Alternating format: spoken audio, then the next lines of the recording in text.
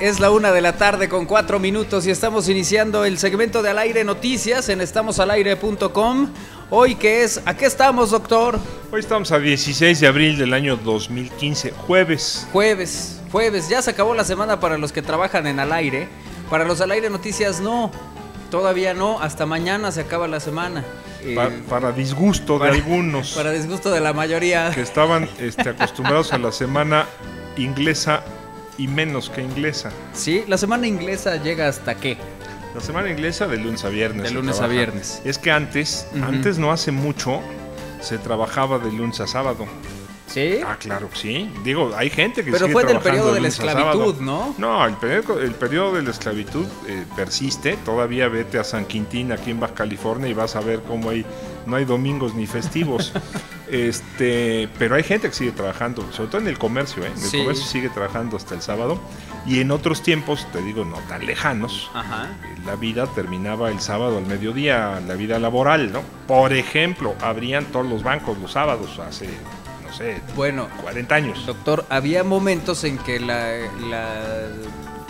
el comercio cerraba para la Semana Mayor, cosa que ya no sucede. Ya tienes en Semana Santa todas las tiendas abiertas y tú recordarás cuando pues eso era totalmente... Un día que tengamos tiempo te voy a contar de mis Semanas Santas infantiles en el pueblo. Ah, mira, donde se tapaban las imágenes con paños morados o negros y también los espejos, por ejemplo. Señal de luto. Señal de luto, ¿no? Ajá. Exactamente. Y claro, se cerraba el comercio sin ninguna duda, pero se participaba, sobre todo en los pueblos, pero también en la ciudad, en los actos de la liturgia. O sea, la gente salía a la calle a participar, ¿no? Ajá. Con algunas tradiciones como la de las 7 casas, que no es la visita de las 7 casas del Jueves Santo, que no es exactamente un ritual de la iglesia, sino una costumbre mexicana. No sé si en alguna otra parte se acostumbre también, o rituales que sí son de la iglesia, ¿no? Claro. Que ya me lo contarás un día que haya tiempo. Un día que haya tiempo, que no andemos con prisas y que las noticias del día no nos avasallen. Exactamente, un día que no andemos con estas prisas, ¿no? Estas prisas propias de la modernidad y de la actualidad, doctor. Ya no es fácil mantenerse en esa historia. Pero ¿qué vamos a tener hoy en Al Aire Noticias para todos ustedes? Pues ahí te va. La operación Salvamento en Metrobús. Se trata de las acciones que está tomando el gobierno para convertir unidades de línea verdes en alimentadoras de ruta. Y porque no se dan abasto. No. Hay muchas quejas, hay mucho disgusto. Y una parte del disgusto y de la queja es que las unidades alimentadoras también son insuficientes. Entonces, pues ahí han pedido ayuda a algunos amigos para que puedan salir de este problema con más rapidez y mayor facilidad. Bueno, uno que seguramente dará mucho para el debate, para la discusión profunda, es este taller obligatorio para poder casarse. Es una propuesta de un diputado panista. A mí se me hace que, entre otras cosas, va a dar pretexto también, ¿no? Oye, es que me prometiste matrimonio, tú me dijiste, sí, pero reprobé. Fui a mi taller y ahí no hubo oportunidad. No es falta chance. de amor, te quiero con el alma. ¿Quieres casarte con un reprobado? Sí. Perdóname, pero con un burro. Yo me marcho. Bueno. No, porque si le dices que se quiere casar con un burro en una de esas te dice que sí. Sí, probablemente. ¿No? Eso también puede pasar. También. Bueno, hablaremos también en el ámbito internacional. Puebla es el segundo lugar en decomiso de combustible robado. Es el número 2, no es en todo el país. Sí. En decomiso, o sea, en decomiso, claro. Si lo decomisan, quiere decir que por aquí hay mucho combustible robado, o aparece o lo traen, ¿no? Que es un problema muy grave, ¿eh? O sea, es una cantidad enorme de combustible la que se roban, provoca muchos peligros. Y otra vez, esto solamente es posible con el crimen organizado, y el crimen organizado solamente se configura cuando hay complicidad de autoridades. Pues sí. Platicaremos también de la tinta indeleble para las elecciones que la va a producir el Instituto Politécnico Nacional. Fíjate, sí, lo ha venido haciendo desde hace tiempo. La nota me llama la atención, la platicaremos. Sí. Porque casi es lo único indeleble de la elección. Todo lo demás es deleble. Oye, pero también decían que ese se borraba, ¿no? Ya sabes, había muchos reportes de yo fui, me pusieron mi tinta y llegué a la casa, me lavé las manos después de comerme unas papas del ruso y ya no tenía. Sí, se supone que van a durar, que de inmediato vas a quedar manchado. que va a durar, que se va a secar inmediatamente la tinta, o sea, no vas a andar manchando cosas ajenas. Ajá. Y que va a durar 10 horas, de modo que no te dé tiempo, porque vaya, la idea de la tinta indeleble es no vayas a ir a botar 2 veces. Claro. Entonces ya cuando vas, imagínate tú, vaya, que alguien esté pendiente, a ver, no tiene tinta indeleble, es puro rollo, pero bueno. El hecho es que lo produce el Instituto Politécnico Nacional. Y ahorita hablaremos también del tema. ¿Qué sucede también en el ámbito internacional? Que México es un ejemplo para América Latina. Fíjate lo que dice el Banco Mundial. México es ejemplo para América Latina. O sea, somos obedientes, bien portados, seguimos las recetas. Nos estamos muriendo de hambre en México. Eso no lo dice el Banco Mundial porque no le importa. Pero bien portados sí somos, ¿no? Pero bien portados y obedientes y nos apegamos a las reglas. Eso dice el Banco Mundial. Y el Fondo Monetario Internacional plantea que el crecimiento pues es mediocre, pero pues hay ganas, hay optimismo, hay buen ánimo. Eso dice la señora Lagarde. Francesa, la que le ganó al señor Carstens, no, es secretaria general o la titular del Fondo Monetario Internacional. Dice que el crecimiento es mediocre, otra vez. O sea, está la cosa en la pata del crecimiento es mediocre, pero no está mal la economía. Pero tenemos salud y estamos unidos y nos podemos abrazar y consolar mutuamente. Lagarde debe de cobrar su sueldo sin ningún problema, aunque la economía sea mediocre, maravillosa o pésima. El Fondo Monetario que entra igual. Es verdaderamente un organismo que ha afectado mucho a las economías del mundo de mala manera, pero a los mexicanos nos quiere mucho el Fondo Monetario, el Banco Mundial, nos portamos muy bien, somos muy obedientes. Bueno. Ya que la gente se muera de hambre y que sobren millones de pobres, pues ya es necesidad de los pobres que no entienden que... Sí. Yo no sé qué pasaría, doctor, luego lo entramos a la reflexión profunda, pero ¿qué pasaría con toda esa gente que se dedica a velar por los intereses de los pobres si un día desaparecieran los pobres? ¿Dónde quedaría el trabajo de todos los que andan en campaña diciendo que van por la gente que más necesita? Si ya no hay esa gente que necesita, ¿qué van a hacer? ¿Qué trabajo tendrían? Los pobres son necesarios para que vivan los demás. Crearían más pobres. Para eso tienen una habilidad muy grande. México es una fábrica de pobres. Cada año hay más pobres. Y pues entonces cada año necesitamos más redentores de pobres. Así es. Bueno, pues vamos a platicar también de deportes. Vamos a tener el segmento de historia y muchas cosas más para compartir y discutir con ustedes. ¿Qué opinan de este taller? De este taller obligatorio para casarse. Es una propuesta de un diputado panista. Ok, ¿qué opinan de esta propuesta del diputado panista? Y dice que la intención, entre otras, es abatir el divorcio, que ha crecido mucho el índice de divorcios, y que entonces es que la gente se prepara, o sea, no sabe a lo que va y por eso acaba divorciándose. Entonces, ese es el tema. Sí, ¿no? El que desde hace muchos años se sabe que la manera de combatir los divorcios pues es no casándose. Es la principal causa del divorcio, es el matrimonio. Es el matrimonio, claro. No hay es el principio del fin. Bueno, pero la perspectiva de Dani, yo la comparto. Vamos a iniciar este programa como todos los días con el comentario editorial de José Luis Pandal. Oye, un saludo a Ina Follow, que también está en comunicación en Twitter. Hace rato en el espacio de Omar Espinosa, en Enlace Cholula, aquí en estamosalaire.com, tuvo a bien hacerle algunos comentarios. Pero te puso que muchas gracias, que está trabajando, que no se puede comunicar, que muchas gracias. Y pone que José Juan se hace menso, eso puso. No pone eso, pero eso digo yo porque... Fíjate como uno que está enterado, ¿no? Yo escucho, José Juan se hace menso y no hace falta que me digas el apellido.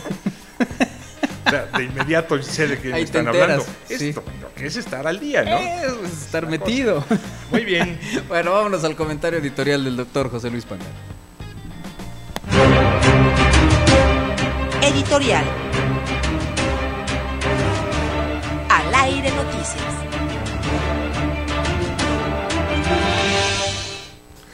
Hoy titulé mi comentario "La política, noble actividad".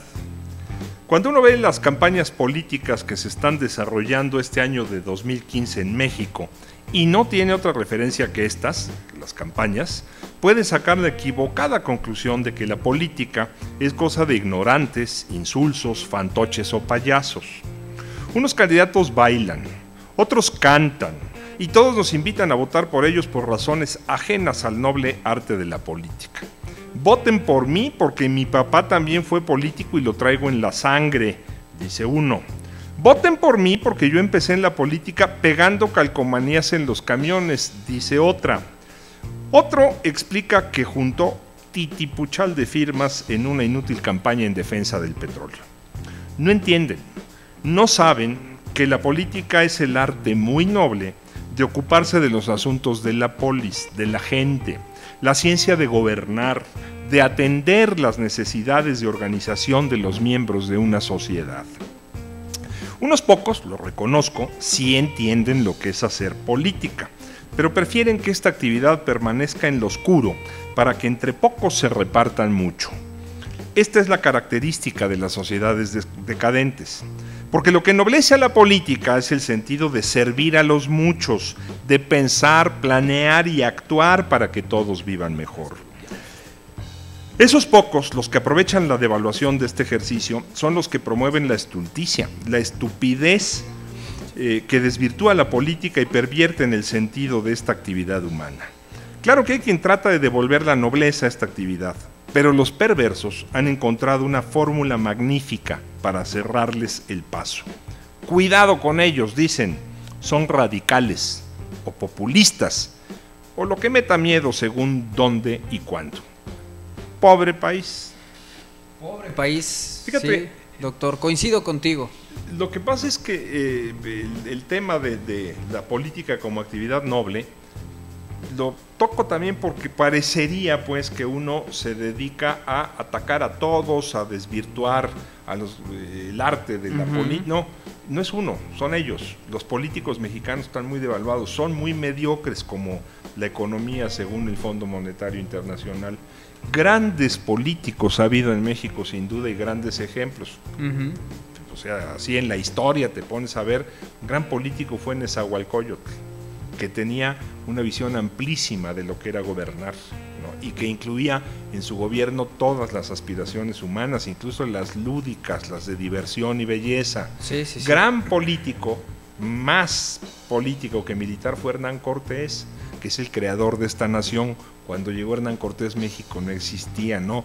Digan, es que Hernán Cortés vino y conquistó México. No, Hernán Cortés vino e inventó la Nueva España, que con el devenir del tiempo y en la historia se convirtió en lo que es actualmente México. Ese era un político. Gran político fue Benito Juárez, nombre de instituciones, tuvo la visión de estadista para formar este país como lo conocemos hoy.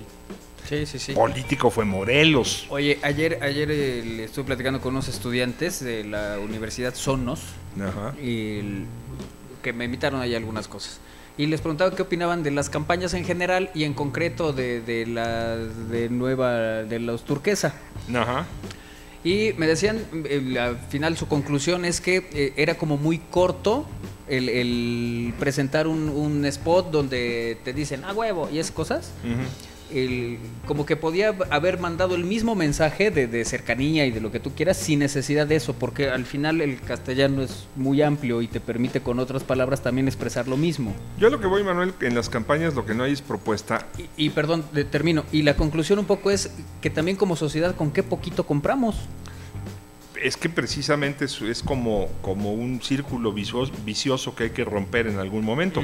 Se dirigen a una audiencia que no sabe de qué se trata ser diputado, y se queda con la idea fundamental, que es lo que han creado mucho, es lo que han tratado de impulsar, que el diputado es un gestor, lo cual es falso. El diputado es un legislador, hace leyes. Y la mayoría en su mensaje de campaña es que proponen que van a gestionar cosas. Ahora, pueden gestionar leyes que mejoren la vida, pero no lo hacen. Uno podría pensar, pues no lo hacen porque a lo mejor la gente no les entiende. Yo creo que no lo hacen porque ellos no entienden cuál es su función, ¿no? No es lo mismo decir, yo me preocuparé por la seguridad y conseguiré 2 patrullas, eso no le toca al legislador. Yo me preocuparé por la seguridad y reforzaré la ley, el castigo, haremos algo para que no haya impunidad. Eso sí le toca al legislador, es lo que tendrían que vender y que proponer. Pero en fin, hasta acá el comentario de hoy en lo editorial.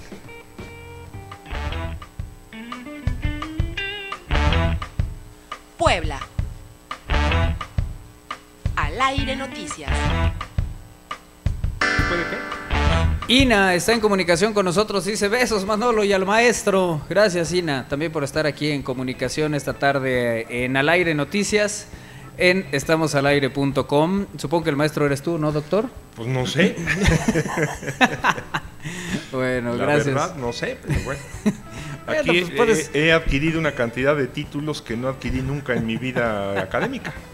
Ay, ay, ay. Oye, hoy publica el portal eConsulta, a quien también le agradecemos y mandamos saludos.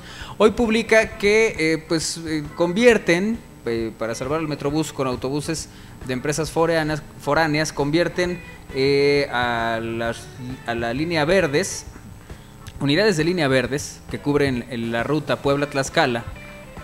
Dice esta nota que aparece hoy en eConsulta, y la denominada como Vía, prestaron sus servicios desde este martes como rutas alimentadoras del Metrobús que circula por la avenida 11 Norte Sur.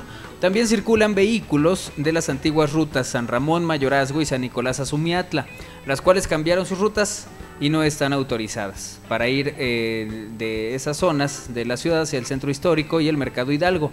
Los rótulos originales de los vehículos fueron cubiertos con pegotes que contienen la leyenda de Red Urbana Transporte Articulado. Sin embargo, se transparentan los nombres de sus anteriores líneas y la mayoría de las unidades no porta placas. Que eso es muy feo, ¿no? Que le pongan el pegote y que se note. Hombre, daba coraje hasta cuando uno era pequeño y ya sabes, había dos con el número 8 en el equipo. Ponle con una cinta el 1, se sentía feo. El que se quedaba con la cinta con el 1 se sentía feo.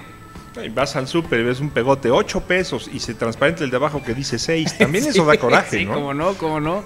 Entonces, bueno, esto es lo primero, ¿no? Esto ocurre después de que las rutas alimentadoras de la línea 1 del Metrobús, que transita por el corredor 11 Norte-Sur, resultaron insuficientes para trasladar a las personas que viven en las colonias del sur de la capital. Desde que inició operaciones el nuevo sistema, el pasado viernes y hasta ahora, cientos de usuarios acusan que el servicio es insuficiente, pues tienen que esperar 30 minutos en horas pico para abordar una unidad. A través de un recorrido, Consulta constató que las unidades de la línea Verdes prestan servicio en la ruta alimentadora A30, cuyo recorrido va de la estación Yucatán a Ampliación Arboledas de Loma Bella, pasando por las calles 105 Poniente, Nacional, Puebla 5 Sur, 109 Poniente, prolongación de la 2 Sur, 11B Oriente y 6 Sur.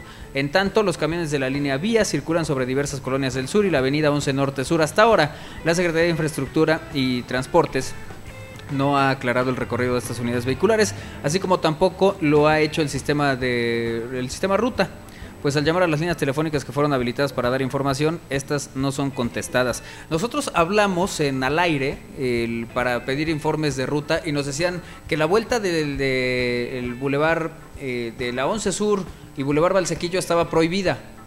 Eso nos lo informaron en el 01800 de dudas de ruta, cuando ese día por la mañana anunciaron en un comunicado oficial la responsable del tema que sí se podía. Entonces ya por eso se ha vuelto un jolgorio este asunto. Si usted tiene dudas, pues experimente, porque va a preguntar y depende de cómo amanezca el dólar le van a contestar. Fíjate que es un poco el caso, otra vez, que comentábamos de la verificación vehicular. Exactamente, pasó lo mismo. La idea no es mala. La verificación vehicular tiene un sentido importante de beneficio público para que no andes contaminándole el aire al respirador ciudadano. También al que se transporta en la ciudad, pues hay que darle facilidad para que lo haga más rápido, más cómodo, más seguro. La idea no es mala. Lo que hacen es implementar muy mal las buenas ideas por razones misteriosas. Claro. O sea, yo no creo que alguien le haga, oye, ¿cómo le haremos para hacer de esto un desgarriate? No creo que haya gente que se ponga a pensar así, ¿no? ¿Cómo complicamos las cosas para que se enojen los ciudadanos? No creo que haya gente en el gobierno que se dedique a eso. Que lo planee de esa manera, cosa que es más preocupante. Es que entonces mera incompetencia, ¿no? Incompetencia de gente que yo supongo que estará muy bien pagada para resolver problemas y lo que hace es crearlos. Sí. O sea, implementa mal buenas soluciones a graves problemas. La idea puede ser buena, es decir, vamos a ponerle nalga a Dani, ¿no? En una operación. Ya, la idea fue buena porque tendrá beneficios el Dani, porque entonces ahora va a parecer beisbolista. Está bien. Ahora, la ejecución, si no es buena y termina con las complicaciones que tuvo Alejandra Guzmán, pues ya se hizo todo un tema que nada debe de realizar positivo.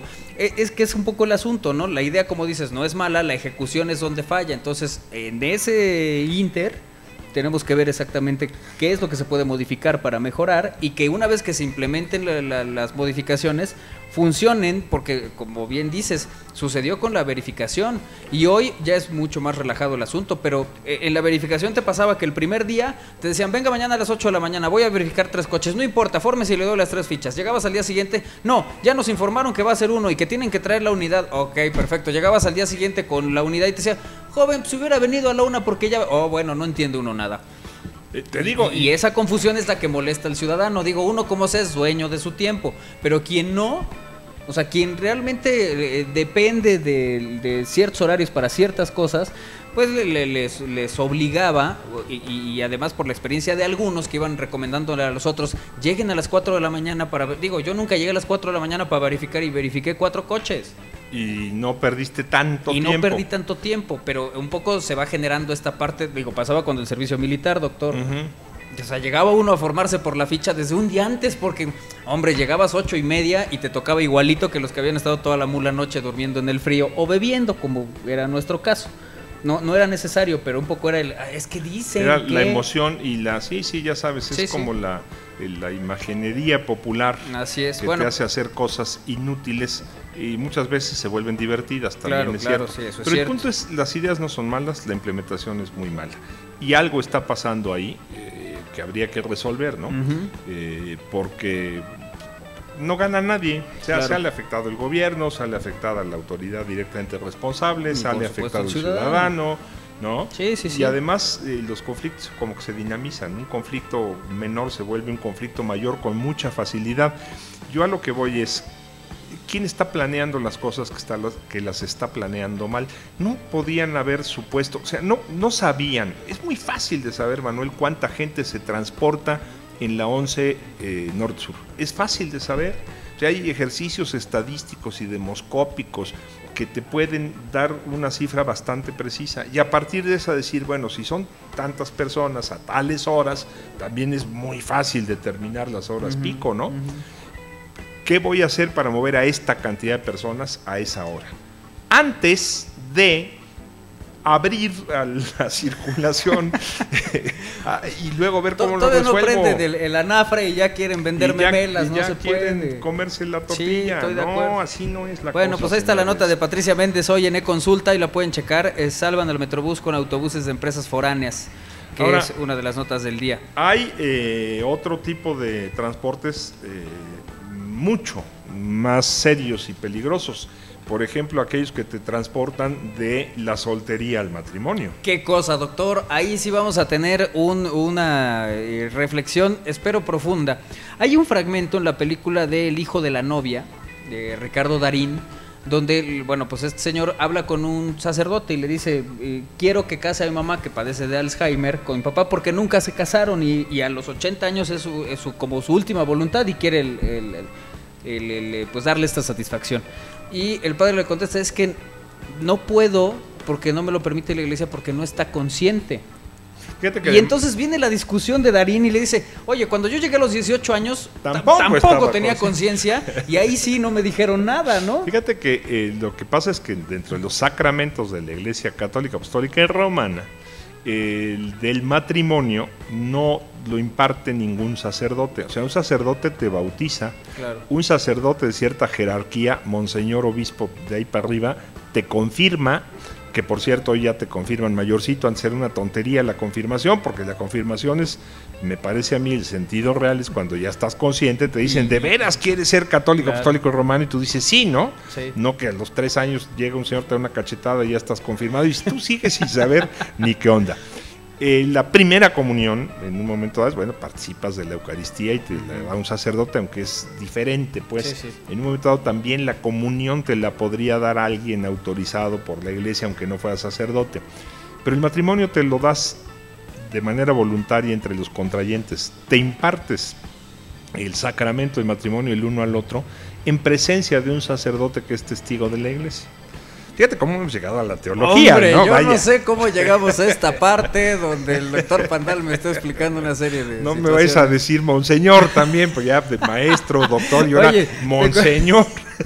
Te cuento una anécdota.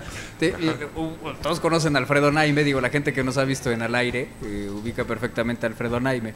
Cuando Alfredo llegó a Puebla, porque él estaba en la Ibero de la Ciudad de México, cuando él llegó a Puebla estuvo hospedándose un tiempo en la casa de los jesuitas, ahí por el oriente. Sí, en San Manuel. En San Manuel, sí, esa todavía casa. está ahí. Pues ahí Antes estaba en las 5 Ponientes, después en San Manuel. La bueno, casa pues ahí de en San los Manuel, que jesuitas. pues ahí es donde radica actualmente el rector Ibero. Sí, cómo ¿no? no. Fernando Fernández Font. Y que bueno, él se quedó ahí hace 20 y tantos años, que llegó a Puebla, se quedó ahí una semana. Dice que todas las mañanas, saben que Alfredo es un hombre barbado, todas las mañanas salía para irse a la universidad y una señora, ya sabes, estas de velo y que pasaba y le decía, padre, ¿cómo le va? Buenos días. Y entonces Alfredo pues no se iba a poner a decirle yo no soy No, cura ni nada. ¿para qué explicas? Él nomás decía, buenos días, señora, y ya se iba, ¿no? Padre, buenos días, se lo encontró como 3 veces y un día Alfredo se va a tomar un café con una amiga. Y la señora estaba en el café, lo vio con una cara de horror, este es de los curas que pecador. anda ahí. Y no sabía que Alfredo Naime no era padre. Así que yo no cometeré esa imprudencia de decirte Monseñor. No, monseñor pero- o algo así, porque a ti se te ve seguido en cafés con mujeres. Oye, lo que pasa es que esto del matrimonio de veras es un sacramento que se otorgan los cónyuges en presencia de la autoridad eclesiástica como testigo de la iglesia, pues básicamente. Y claro que si no lo haces de manera consciente, en Azares de la Vida alguna vez revisé lo relativo a la anulación matrimonial. Ya ves que la iglesia católica no acepta el divorcio. Sí, sí. En un momento dado anula tu matrimonio por causas previas al momento en que lo contrajiste. Y hay una cláusula así muy clara que dice, o sea, mutatis mutandis, pero dice que es causa de anulación, de invalidez del matrimonio, el que no hayas sabido qué es lo que estabas haciendo de manera consciente en ese momento. Es una cláusula aplicable a todos los casos. Resuelto el 90% de los asuntos. En serio, ¿no? O sea, ahí ya la cosa es quién define. Sí, claro, qué cómo es no estar compruebas que no consciente estabas y no consciente. saber, ¿no? Bueno, en algunos casos puedes decir, pues vea, dígame si estaba consciente cuando hice eso. ¿O sí? Pues ese podría ser uno, pero bueno, ahora Como hacen el amor a obligatorio. primera vista, ¿no? Ajá. Que existe, claro que existe. Si la vuelvo a ver, no me caso con ella, decía alguno, ¿no? ¿Eh? Ok, la Bueno. nota. ¿Qué dice la nota? ¿Qué? La nota. Manuel, Que publicó hoy Pilar por favor, man. María Pineda. Concreta, es un noticiero, no es un programa de chismes. Ahora- No estás perdiendo el tiempo. Ahora hacen obligatorio el taller para poder casarse por el civil. El legislador Germán Martínez aseveró que la intención es frenar los divorcios. El diputado panista Germán Martínez Manzano presentó una iniciativa que obligará a los futuros contrayentes a tomar un taller de orientación y preparación, lo cual se convertirá en un requisito indispensable que se tendrá que presentar ante el juez del registro civil. La propuesta se presentó este miércoles durante la sesión de la Comisión Permanente y se turnó para su estudio, análisis y aprobación a la Comisión de Procuración y Administración de Justicia. La reforma de Martínez el Manzano adiciona el artículo 300 bis del Código Civil del Estado de Puebla. En entrevista posterior, el panista aseveró que la petición es una medida para prevenir el divorcio y evitar un daño psicológico en los hijos de las parejas que deciden culminar la unión civil. Aunque Martínez Manzano afirmó que para presentar la iniciativa se documentó las cifras de divorcio en Puebla, no precisó el número de casos reportados y se limitó a decir que al menos el 12% de las parejas deciden separarse legalmente. Me parece muy bajo el 12%, Legalmente. legalmente. Pero otra vez, ¿cuántas parejas no se casan legalmente? Claro, claro. O sea, y pueden ser muy felices toda la vida y también pueden ser muy infelices y afectar a los descendientes de estas parejas que casadas no están. Quiero decir, el agujero mayor que veo yo en esta propuesta es, pareciera pues que si te casas por lo civil, adquieres una especie de condición mental, psicológica, moral, que va a determinar tu comportamiento, y eso no es cierto. Simplemente Claro. hay un cambio en tu estatus civil, ¿no? O sea, Claro. casado, que por cierto la ley no acepta más que casados y solteros, divorciados y viudos no existen para la ley. Si eres divorciado o viudo, eres soltero, y si no eres ni soltero, ni divorciado, ni viudo, eres casado, punto, no hay de otra, ¿no? Pero bueno, en fin, ahí está la propuesta. Fíjate, en el fondo de esto, ¿de qué estás hablando? Estás hablando de educación. Ese es el grave problema de México en todos los casos. Claro, claro, lo vemos en la vialidad, lo vemos en muchas cosas, En ¿no? muchas cosas. Vamos a hacer una pausa y regresamos. Pues según esta propuesta, si usted se quiere casar, primero tiene que ir a un taller donde se va a enterar de todo lo que le espera en el matrimonio y por tanto reconsiderará. Pausa, regresamos, es Al Aire Noticias.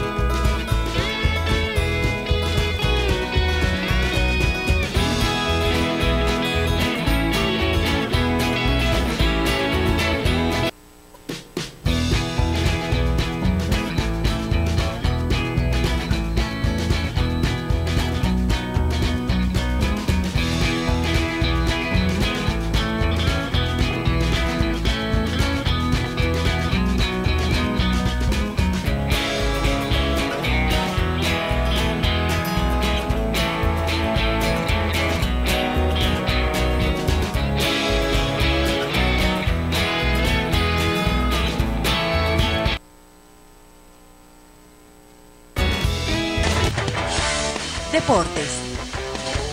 Al Aire Noticias. Bueno, vamos con lo más relevante de la información deportiva, porque pues hubo muchas cosas ayer y nos esperan cosas también interesantes para estos días. Así que está en la línea telefónica Israel Valero, a quien saludamos con mucho gusto. Isra, ¿cómo te va? Hola Manolo, José Luis, buenas tardes a todos. Un día de mucha actividad en cuanto al fútbol se refiere. Ayer la selección mexicana cae 2-0 ante Estados Unidos. Ayer en San Antonio, Texas, en una cancha, la verdad, de muy mal estado, que no solamente impidió el buen desempeño de los mexicanos, sino que pues provocó el enojo, porque al medio tiempo se les ocurre regarla, y entonces eso pues generó problemas para ambos equipos, ¿no? Sí, oye, Cirilo Saucedo también decidió regarla. Sí, exactamente, sí, ya como que la completaron, ¿no? Sí. Y lo que, bueno, en el caso de los mexicanos, muchos de ellos pues se quedaron con las ganas de hacer dejarle el ojo al técnico Miguel Herrera. Sabían que esta sería parte importante para ver si quedan dentro de la selección que va a la Copa de Oro o si quedan en la selección que va a la Copa América, ¿no? Uh-huh. De ahí que este partido pues haya sido la prueba de fuego para muchos de ellos, ¿no? Claro. La presentación, por supuesto, de William Jansbrook con la selección de Estados Unidos en el medio tiempo, pues también es un hecho importante en el que se haya en el partido entre mexicanos y estadounidenses. Claro, que él ya había tenido actividad en la gira europea que tuvo con los Estados Unidos, pero ayer se presenta, digamos, ahí en la Unión Americana. El asunto de la cancha me parece que habría que discutirlo seriamente, porque afectó el desempeño del equipo mexicano, pero y los estadounidenses jugaron sobre hielo. Sí, no, lo que pasa es que ellos también practican deportes extremos, ¿no? Entonces se les da más la cancha. No, por supuesto que no son pretextos ni para uno ni para otro, pero dadas las circunstancias que luego los mexicanos hacemos pancho de todo. Es que es eso, Isra. A eso voy. Mira, el equipo, el mexicano puede decir que la cancha no estaba en buenas condiciones. No estaba, pero ni para ti ni para los Estados Unidos. Pero aún con eso, ellos pudieron meter 2 goles, que México no pudo teniendo la misma cancha. Esa es una. Y la otra, ¿dónde empiezan los futbolistas sus partidos? ¿En canchas que son pasto y alfombradas? No, empiezan en terrenos irregulares, con charcos, y luego se ponen ya muy exquisitos ahí, que es que la cancha, como si nunca hubieran revolcado en lodos parecidos. Sí, en arcilla, ¿no? Casi fue en lodo fue. Sí. Pero sí, la verdad es que un pretexto bastante barato del seleccionado mexicano, que termina otra vez incluso siendo blanco de burlas, ¿no? De los estadounidenses, de los aficionados que fueron al estadio, ahí con el tradicional ya 2-0, ¿no? Sí. Ya empiezan a entonar. Sí, el 2-0 se ha vuelto ya una tradición en los partidos de México y Estados Unidos, y si no, pues basta darle la vuelta a la Copa del Mundo, ¿no? De 2002, donde con ese 2-0, y cuando Landon Donovan andaba en sus años de juventud, que por cierto ya se retiró, pues consiguieron ese marcador, y de ahí a la fecha casi todos los enfrentamientos que han tenido, sobre todo allá en los Estados Unidos, han sido el 2-0, que dicen aquellos. Oye, en la Champions, ¿qué razón me tienes, hombre? Porque estoy con el Jesús en la boca. Ya ves que con la cábala, ¿no? De dar a un equipo favorito y termina o poniéndolo como el rival más débil. Qué manera de acomodarte tú, de veras, ¿no? Ayer sales con tu pronóstico acá, no sé si es que el Bayern, no sé qué, ahora resulta que es la cábala para que gane el Porto. Pues así también la aplicas a nuestros radioescuchas a veces que van a reprobar su examen y para que sea el... Pero eso sí es real, ¿no? Eso sí es real. Esto es producto de una consecuencia, porque si hubieras dicho que ganaba el Bayern y gana el Bayern ayer, hoy estarías diciendo, bueno, pues como era de esperarse y como lo adelanté ayer. Sí, pero ahora resulta que es cábala. Buena la actuación del equipo del Porto, que con Jackson Martínez, la verdad es que le pasan por encima al Bayern Múnich. Se salvó en más de 2 ocasiones, y el 3-1 apenas quedó justo, ¿no? Para este equipo portugués, que pues ya era un golpe de autoridad aquí en la Champions. Se va con esta ventaja de 3 goles por 1 sobre el Bayern, y la próxima semana liquidarlo allá en la Allianz Arena. Digamos que hasta el momento ha sido la sorpresa más contundente de la Champions. El Barcelona, por supuesto, con este 3-1 que le propina al Paris Saint-Germain, también da un paso importante para llegar a la siguiente etapa, ¿no? Claro. Que tendrá que definir en su casa, allá en Barcelona. Oye, ¿tú qué haces si eres el Porto? Ganaste 3-1 y sabes que el equipo que tienes enfrente, pues en alguna ocasión le metió 8 a su rival en el Allianz Arena y los hace pedazos. ¿A qué saldrías a jugar, Isra? Lógicamente no solamente a defender, ¿no? Yo no sería como otros equipos que dicen, ya 3-1 ya está liquidado. Vamos a encerrarnos, que no nos hagan gol. Ajá, no, al contrario, ¿no? Buscar que la ofensiva también produzca, no entregar el partido lógicamente, y tratar de contener muy bien a ese equipo, ¿no? Oye, porque además, Isra, si te pones a ver en esencia y así muy fácil, muy rápido, el tema es, si Porto anota un gol en el Allianz Arena, el Bayern tiene que hacer 3. Sí. O sea, y si no lo anota, a lo mejor se queda en 2, pero no es como en otras ocasiones que dices, meto un gol y vas a ver qué complicación les pongo. No, tampoco es tanto, ¿no? Tampoco es tanta la ventaja para un equipo como el Bayern. No, por supuesto, y eso, lo que te decía hace rato, ¿no? Que no hay que salir ni especular para que nos digan de otra forma, es decir, que vamos a guardar el resultado, ¿no? Pues sí. Es tratar de alargarlo si es posible, ¿no? De ampliar ese marcador. Muy bien. Yo no sé cómo nadie te ha contratado como técnico, Israel. Es tu visión tan amplia de lo que es el juego. En fin. Creo que no tengo título. Si lo tuvieran, yo creo que sí me contratarían. Pero ves que antes los vendían ahí en El Salvador, ¿no te acuerdas? Sí, a Hugo Sánchez le costó muy barato. ¿Sí? Pero no, mejor no, para que luego no me estén criticando. ¿Por qué? Bueno. Te critican, renuncias, así hacen todos. Gracias, Israel, muy buenas tardes, adiós. Buenas tardes. Adiós. Nacional. Al aire noticias. Oye, hoy aparece una nota de Alfredo Plasencia Sánchez en El Consulta que dice: Puebla, segundo lugar en decomisos de combustible robado. El robo de combustibles es un delito que va al alza. De acuerdo con la PGR, en 2012 se incautaron 363,000 litros de gasolina robados y para 2013 el volumen se elevó a 1.2 millones. En el mismo periodo, la incautación de diésel robado pasó de 388,000 litros a 1 millón de litros y Puebla es la segunda entidad del país con mayor cantidad de combustible incautado. Así lo destaca la diputada federal Karen Quiroga Anguiano, en un punto de acuerdo que presentará en la Cámara Baja para solicitar que se haga un llamado a los titulares de la PGR y de Pemex para que implementen un programa especial para la entrega del combustible decomisado. La legisladora perredista destacó que a lo largo y ancho del país existen aproximadamente 65,000 kilómetros de ductos. Esa extensa red ha facilitado el robo de hidrocarburos a través de la instalación de tomas clandestinas, lo que ha generado otros delitos como asalto a pipas, secuestro de carros tanque, extracción ilegal de materiales y equipo, todo con el propósito de apoderarse ilegalmente de los hidrocarburos. En ese contexto añade que según datos de la PGR, el decomiso de combustible robado rompió récords en los primeros meses del presente año. El 10 de marzo se incautaron 64,000 litros en Jalisco, 18,000 en febrero, 40,000 otra vez en Jalisco y el 19 de febrero 44,000 litros en Puebla y el 11 de enero 20,000 en Veracruz. Fíjate, Manuel, que es muy sospechoso pues este robo de combustible por varios motivos. El primero, la tecnología. Si el combustible de cualquier tipo viene por un ducto, cada determinado tiempo tú tienes una manera de medir el combustible que está pasando y por medios de comunicación electrónica inmediata en tiempo real podrías controlar en el momento en que tu presión descienda. O sea, si alguien hace ahí una toma clandestina, o sea, le hace un agujero al tubo que transporta, sí, de inmediato te reportaría con toda precisión en dónde está bajando la presión del ducto. Y si tuvieras verdaderamente la intención de capturar estos cuates, tendrías una fuerza ahí lista, bien distribuida, de aviones y helicópteros que les caían encima inmediatamente. Eso por un lado.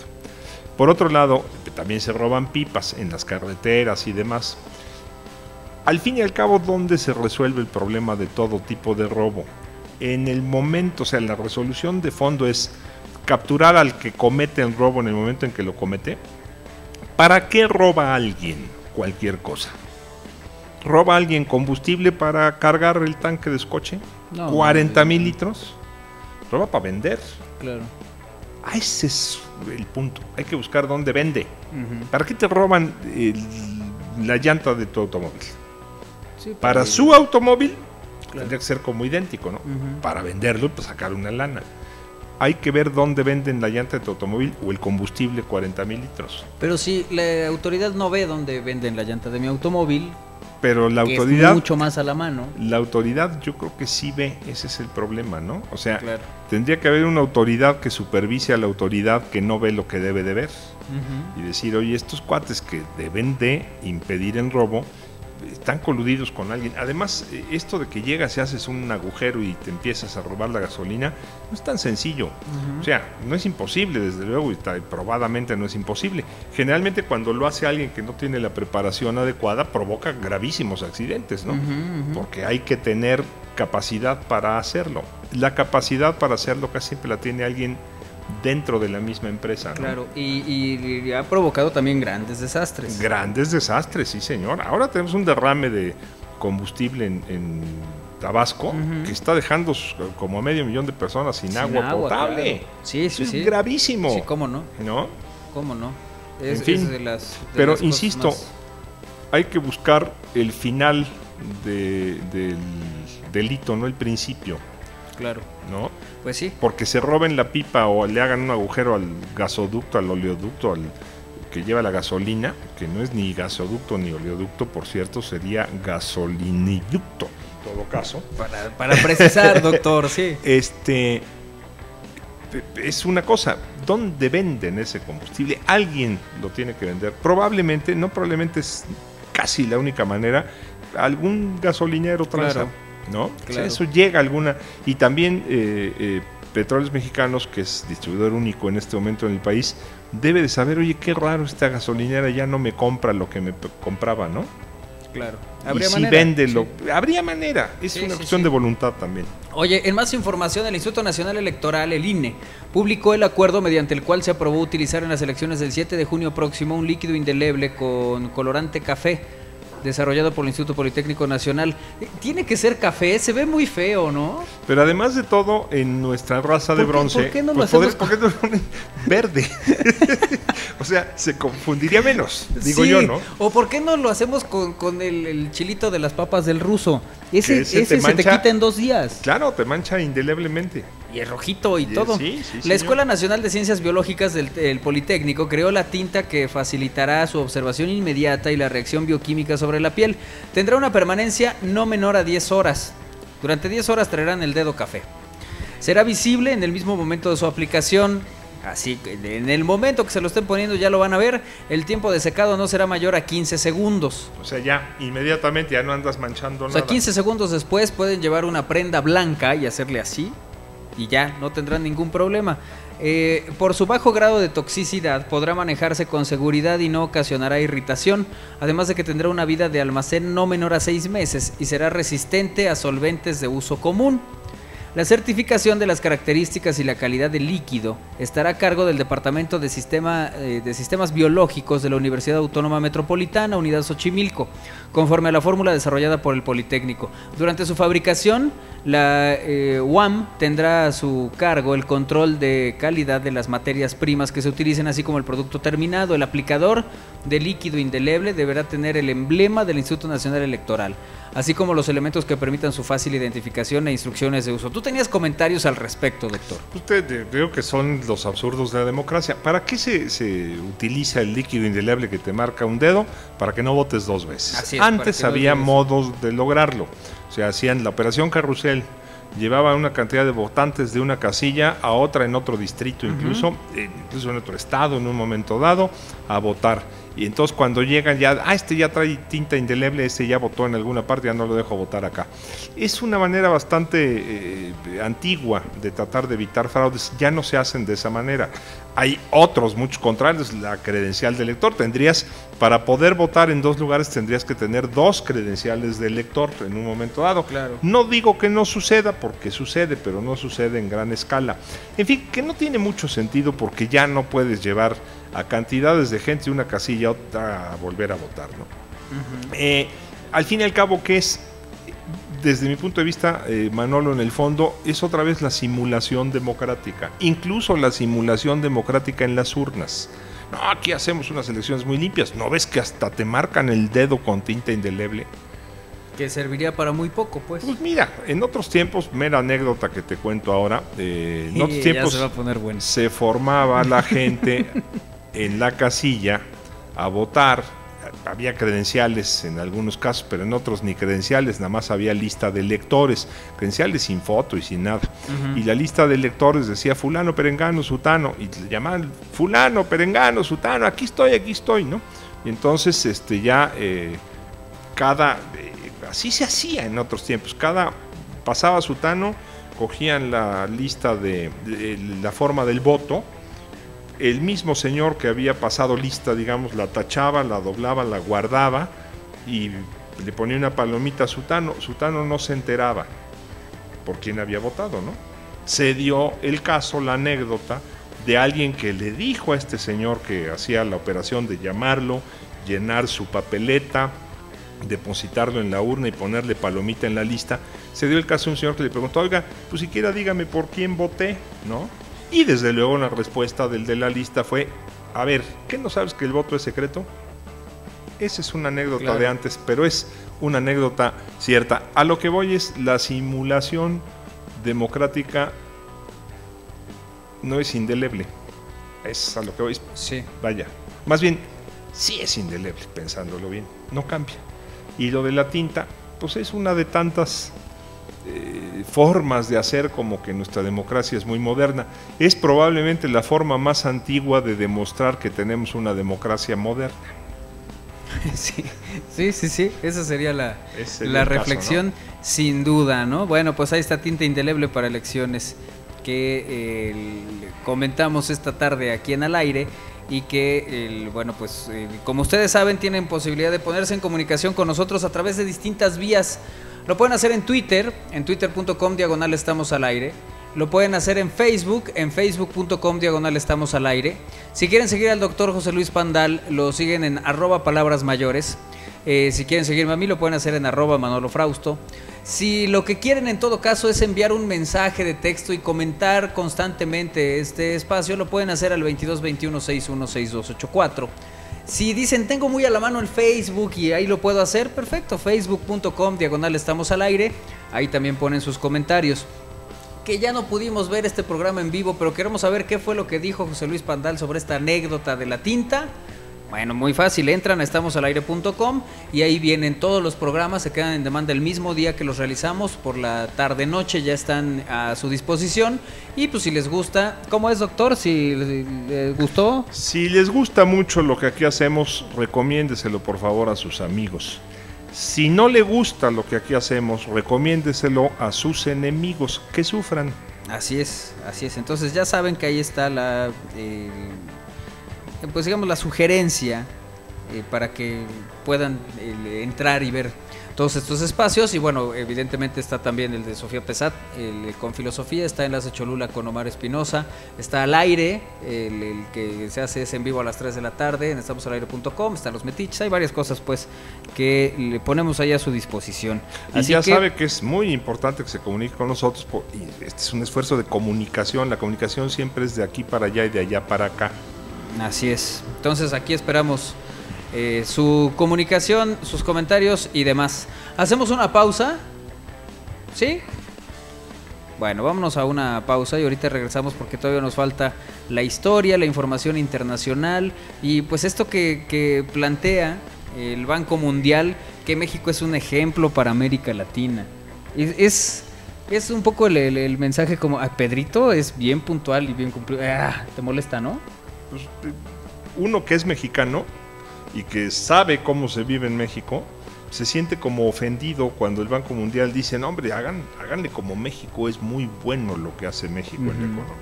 Pues sí, vamos a hacer una pausa, regresamos, es Al Aire Noticias en estamosalaire.com y también nos comparten y nos ven en eConsulta. Vamos y venimos.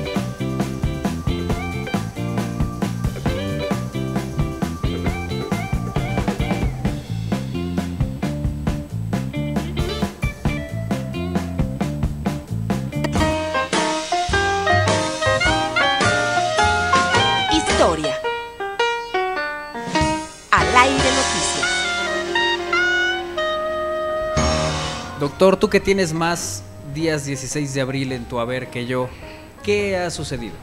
Pues han sucedido cosas curiosas, algunas destacadas. En 1899, un 16 de abril, nació Charles Chaplin, precisamente, el famoso Charlie Chaplin. Claro, cómo no. Nació Personaje, en ¿no? 1889, inglés, todo un personaje que además revolucionó en muchos sentidos la industria cinematográfica, ¿no? Un hombre de muchas ideas, al que le costó, por cierto, era el amo de las películas mudas. Claro.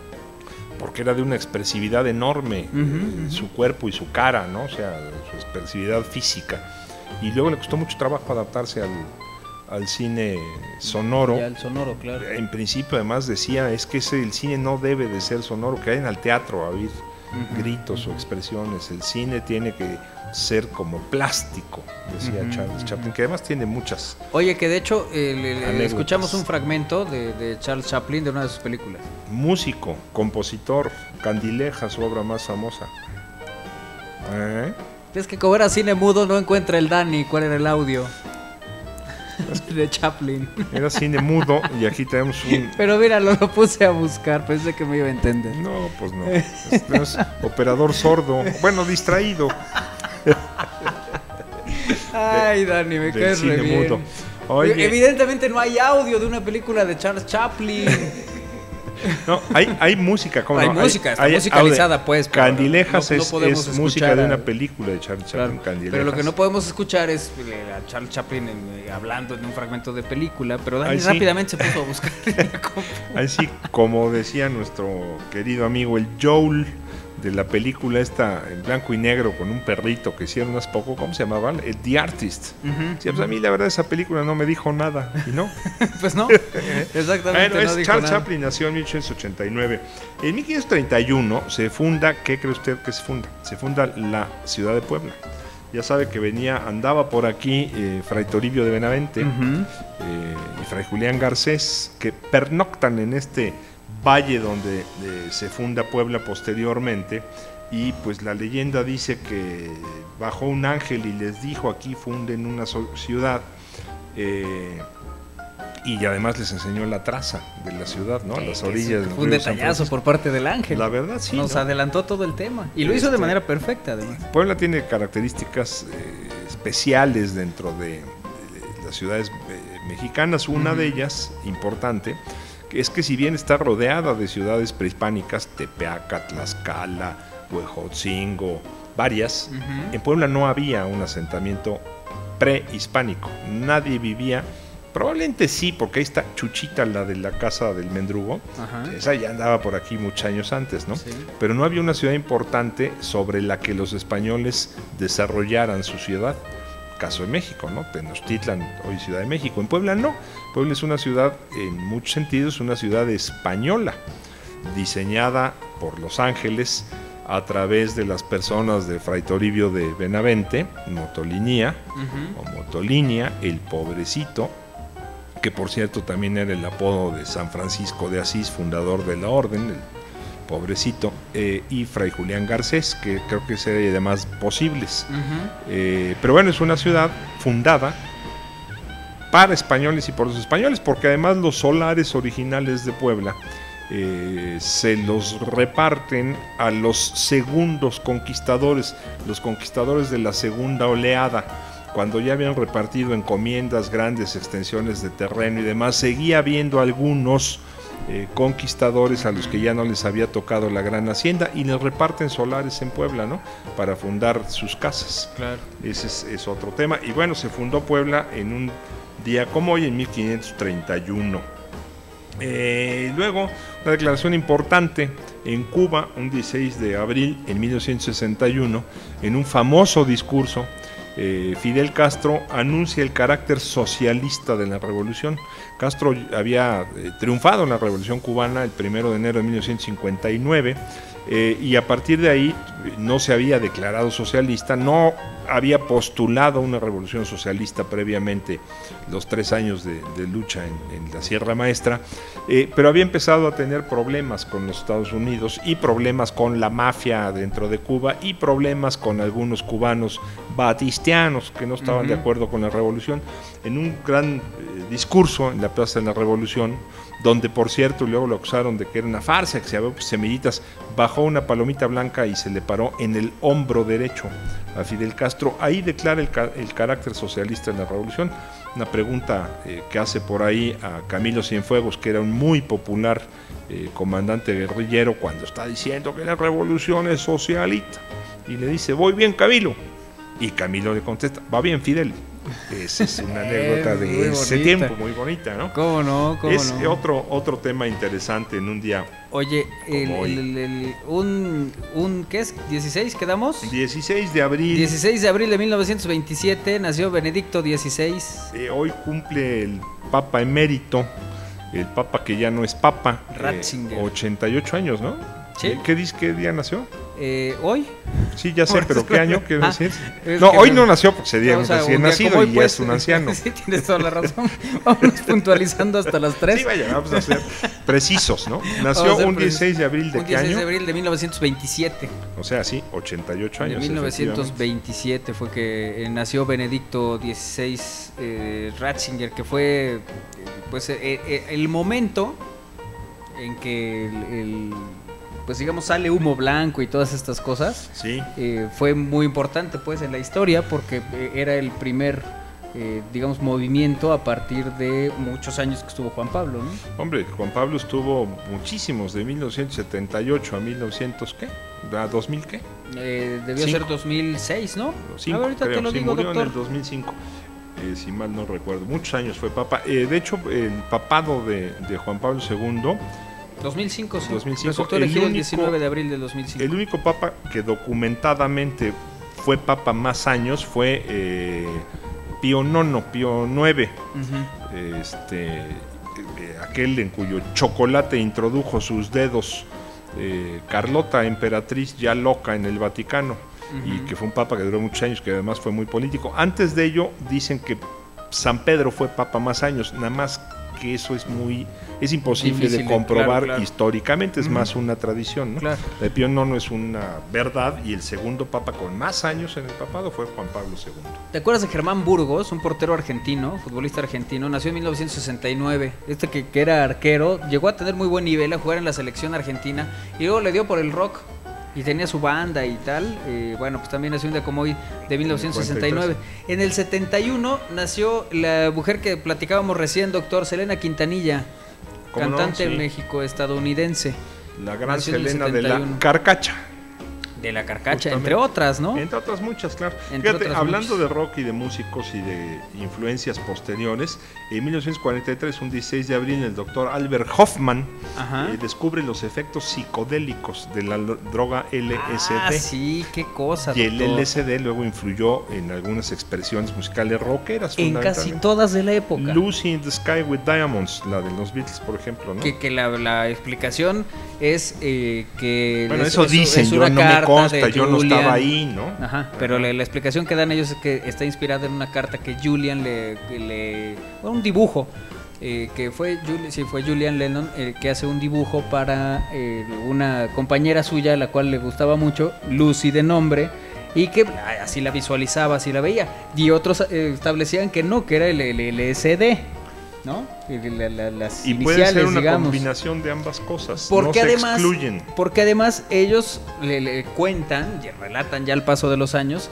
que le pegaban con ganas y que sus sesiones de grabación eran así. O sea, se ponían en onda y ya después le empezaban a pegar aquí a la música, y que le salieron cosas muy interesantes, ¿no? Claramente también aseguran en documentales y muchas cosas que, bueno, el talento era el talento. Pues hombre, O sea, ese no- otra vez la anécdota de Agustín Lara, cuando alguien le dice, usted qué compositor, lo que pasa es que usted fuma mota y se echa sus coñacs y ya luego compone.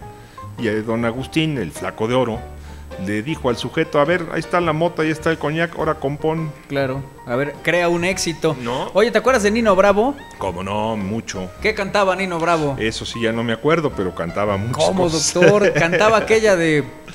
Donde brilla el níveo sol con un nuevo fulgor. Cantante volando asturiano. la salvedad. ¿Esa? Nino Bravo. Cantaba mejor, la verdad que Sí, cantaba mejor. Esa canción luego la grabó Luis Miguel muchos años después. cómo no. Nino Bravo murió en un accidente automovilístico en en el 73.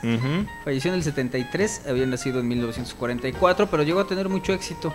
Sí, cómo no. Y después que se nos adelanta. Que se nos va joven, efectivamente. Joven, sí, Nino sí, Bravo, sí, cómo no, era un hombre muy popular en ese momento, en el momento de su muerte.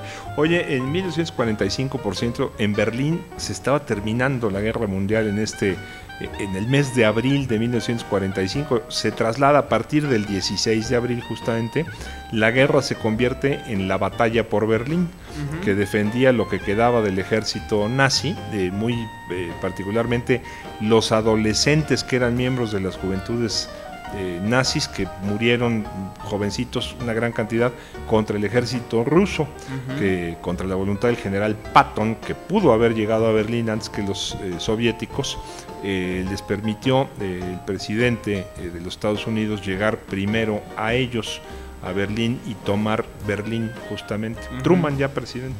Así es. Oye, y un día como hoy de 2013 murió Pedro Ramírez Vázquez. ¿Lo recuerdas? Nació un 16. Gran arquitecto.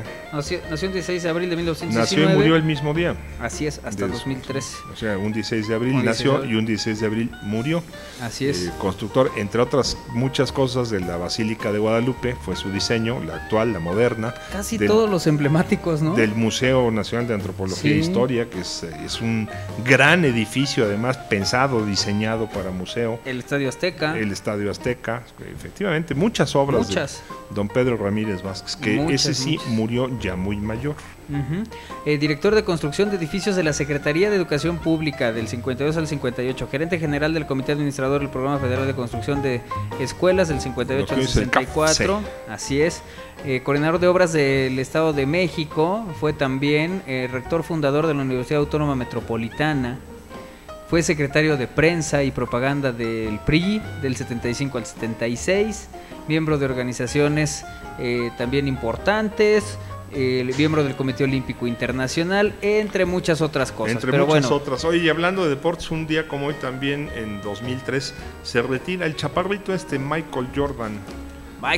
Se retira del básquetbol. Figurón Michael Jordan, ¿eh? La verdad es que hablando de deportistas, si alguien tuvo una vida alejada de los escándalos, de los vicios y de todas estas cosas, fue Michael Jordan.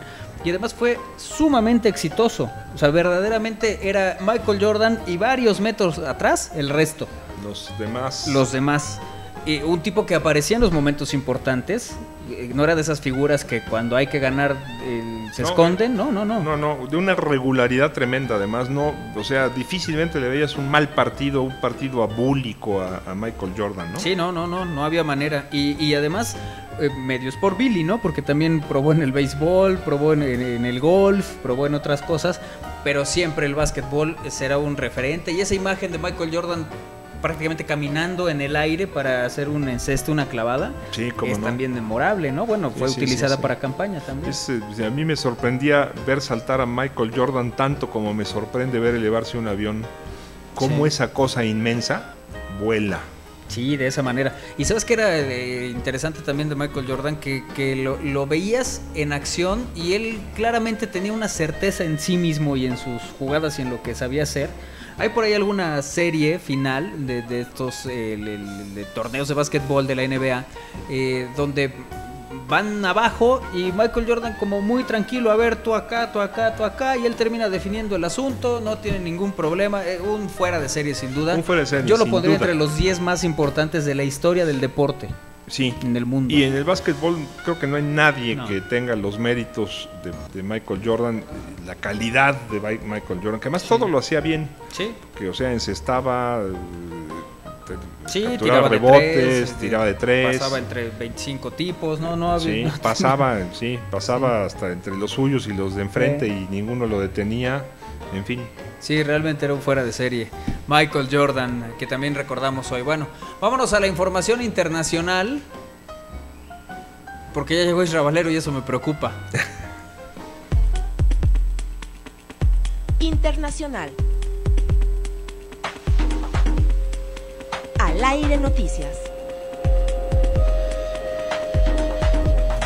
En el ámbito internacional, hoy publica también el Universal que México es un ejemplo para América Latina. Eso dice esta información, doctor? Eso dice el Banco Mundial, Manuel. El Banco Mundial da recetas y los mexicanos casi siempre le hacen caso al Banco Mundial. El agresivo enfoque, a esto se refiere el Banco Mundial y por eso pone de ejemplo a México para América Latina. Sí. El agresivo enfoque hacia las reformas estructurales y la proximidad de Estados Unidos han llevado a un panorama más brillante de crecimiento en México, refiere el presidente del Banco Mundial, Jim Yong Kim. Es bueno ese. El presidente, y este no es de Hidalgo, este no sé dónde será, porque ves que también... Sí. Bueno, el presidente del Banco Mundial, Jim Yong Kim, puso hoy a México como ejemplo para América Latina a la hora de impulsar una agresiva agenda de reformas estructurales de cara a un crecimiento más sostenible. En México, el agresivo enfoque hacia estas reformas y la proximidad de Estados Unidos han llevado un panorama más brillante de crecimiento, aseguró Kim en la rueda de prensa de inicio de la reunión de primavera del Banco Mundial y del Fondo Monetario Internacional. Primavera se juntan para desgracia del mundo, el Banco Mundial y el Fondo Monetario, y hacen planeaciones y dicen lo que va a pasar, generalmente no sucede. La visión de los mercados de México es muy diferente de lo que era hace unos años. Estas reformas envían un mensaje muy poderoso al resto del mundo. En sus últimas proyecciones presentadas esta semana, el Banco Mundial prevé el cuarto año de desaceleración económica en América Latina, con un crecimiento del 0.8% para este año. México crecerá por encima del promedio, un 3% este año. Sobre la región, el presidente volvió a apuntar que los retos de reducción de desigualdad en un contexto de ralentización, o sea, de alentamiento de la economía. Uno de los focos será la educación, aumentar la formación de los trabajadores y mejorar la productividad para pasar de un modelo basado en exportaciones de materias primas a implicarse en un modelo más centrado en la tecnología, dice Kim. La Asamblea de Primavera del Fondo Monetario Internacional y Banco Mundial, que se desarrolla en Washington, reúne a líderes económicos de los 188 países miembros de ambas instituciones. Y es que en términos macroeconómicos y en los resultados del librito, México está a todo dar, va a crecer 3%.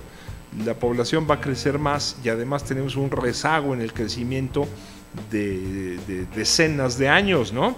Entonces vamos a crecer, pero va a servir de poco. Cuando uno vive en México se da cuenta que hay 8 millones de paisanos buscándose la vida en Estados Unidos, por ejemplo.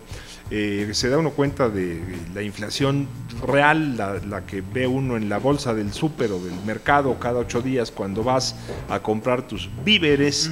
Dices, caray, son mundos diferentes, ¿no? El de la estadística, el de los números grandes, el de la macroeconomía y el de la tragedia económica que vive México en este momento, ¿no?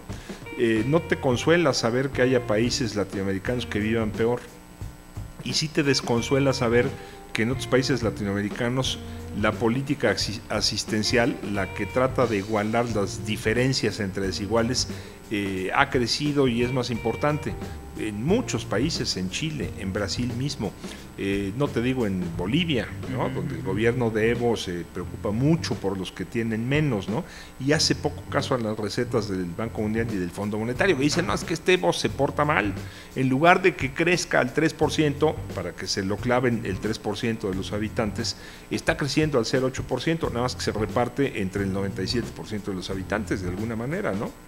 Y si un Evo se portara bien, se habría un para mejor el Fondo resultado. Monetario Internacional, hombre, Bolivia tuvo un presidente, Gonzalo, ¿cómo se llamaba? Algo de Quesada, tuvo un presidente que no hablaba español, que se había formado en las universidades norteamericanas, y hablaba español con acento de pocho, de norteamericano.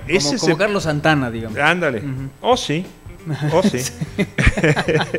Ese se portaba muy bien para estos señores. Evo se porta muy mal, por ejemplo, ¿no? Y bueno, en esa misma reunión también hay declaraciones de Fondo Monetario Internacional, de la directora gerente, no se llama secretaria, la directora gerente del Fondo Monetario Internacional, Christine Lagarde, afirmó que aunque existen riesgos a la estabilidad financiera, tampoco se trata de hablar de un colapso.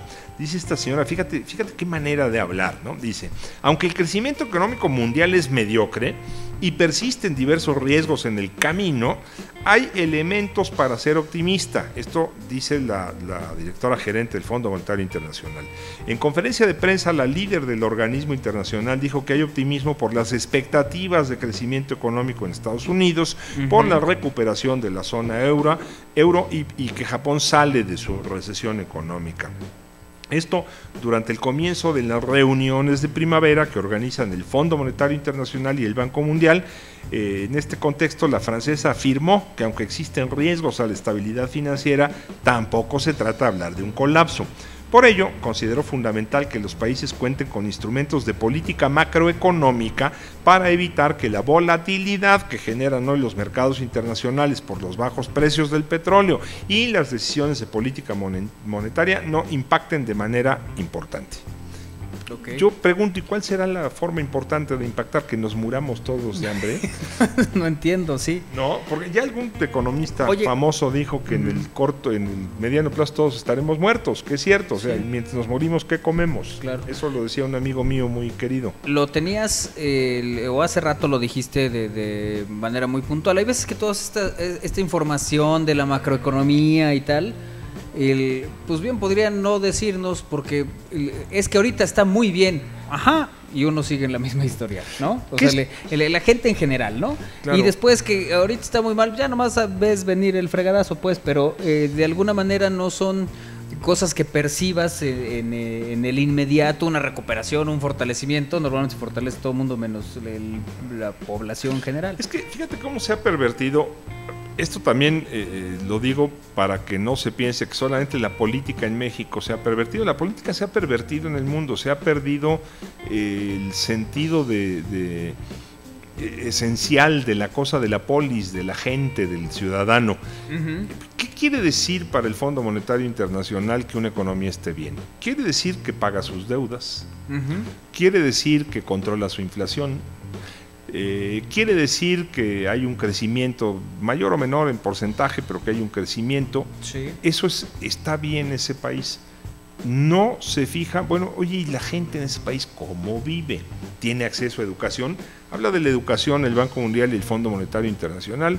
El Banco Mundial dice que, bueno, México ha crecido en educación, que América Latina mejora en su competitividad. Toda la competitividad también es una trampa, Manuel. Que básicamente lo que quiere decir es se está entrenando a la gente para que se inserte en un proceso económico aprobado por el gran capital, que al fin y al cabo el gran capital, los grandes capitales son los que controlan al Fondo Monetario Internacional y al Banco Mundial.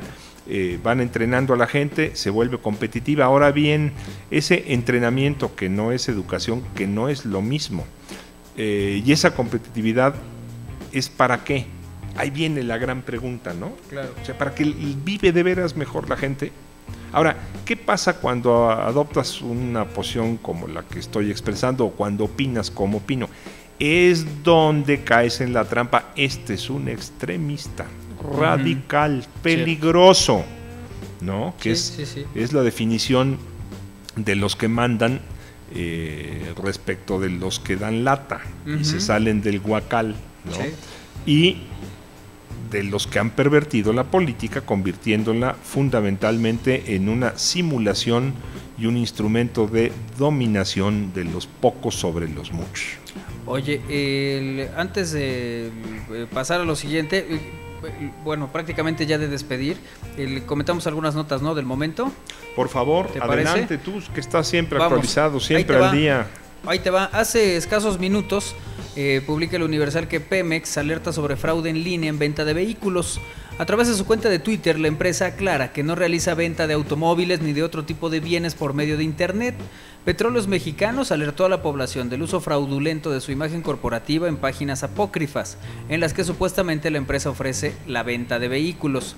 A través de su cuenta de Twitter aclara que no realiza venta de automóviles ni de otro tipo de bienes por medio del Internet. La empresa productiva del Estado informó que por esa situación ya interpuso una demanda judicial ante las autoridades correspondientes. Es que además ni puede, aunque quisiera, claro, porque los bienes nacionales no los remata, que es lo que hacen, y se abre una licitación abierta con unas reglas establecidas para que compres, por ejemplo, equipo de desecho, incluidos los vehículos. pero hasta donde yo sé, no estoy seguro en este momento, creo que lo hace la Secretaría de Economía. Hay un organismo especializado en eso. No cada quien vende sus cosas como quiere y hay un procedimiento que hay que respetar, ¿no? Claro, claro. Bueno, Ahora, esa es una, ¿no? De las de última hora. Y también un sismo de 6.1 grados que sacude la isla griega de Creta. El reporte dijo que el epicentro de este zona temblor... sísmica desde Sí. siempre en la historia de la humanidad, Creta. Así es, que el epicentro del temblor se ubicó a unos 152 kilómetros al este-sureste de la principal ciudad de Creta. Hasta el momento no se reportan daños ni heridos. Este sismo que se sintió hace algunos minutos, el reporte dijo que el epicentro del temblor se ubicó a 152 kilómetros. Funcionarios de emergencias en Atenas dijeron que el sismo fue percibido en la isla, pero que no había reportes inmediatos sobre daños o víctimas.